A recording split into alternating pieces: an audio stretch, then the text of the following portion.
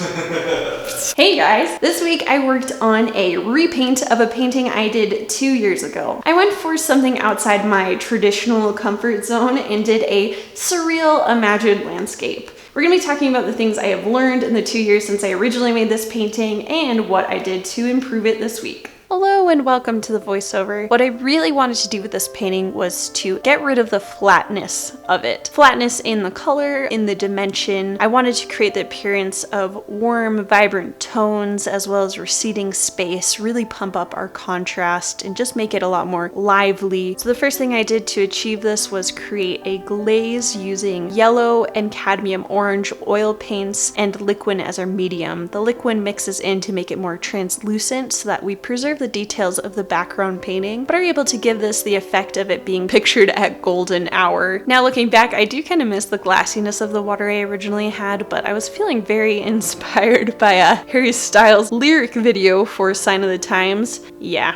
in order to create more dimension, I also added multiple levels of trees. This way you can see some are closer to you in the foreground, and then they go further back with our original trees. You'll see I make a lot of tweaks with these because it is an imagined landscape. I didn't have it completely planned out in my head ahead of time, and I wanted to make sure that while it was a little bit surreal, I was maintaining some of the natural elements you would see. So I needed to make sure I tweaked things here and there to achieve the correct colors, contrast, shadowing. One of the things I did for that was to make sure that my trees were darker than my sky. As the light source was behind them, they would become silhouetted. Now, as above, so below, I made sure to echo some of the colors from our sky into our water beneath, especially with the light source coming down the middle where that sun is breaking in the midst of those trees. We wanted to make sure we had lots of reflective light and that we carried some of the orange tones from the sky down into the water below.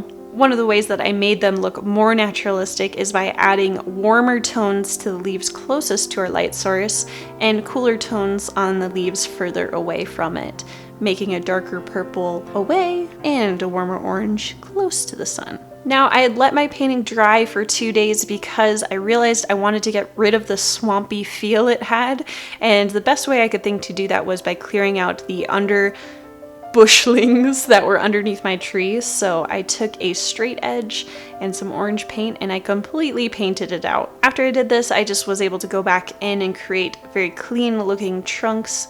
I thought this made it echo the original painting a lot better and add back to the surreal feel of the original landscape. After I put in that orange, I didn't neglect that area entirely though. I decided to add in a distant mountain to just further add to the idea of receding space and depth and dimension in this painting. And I created a dark bank under our trees to make sure the trees had a place to rest their roots into.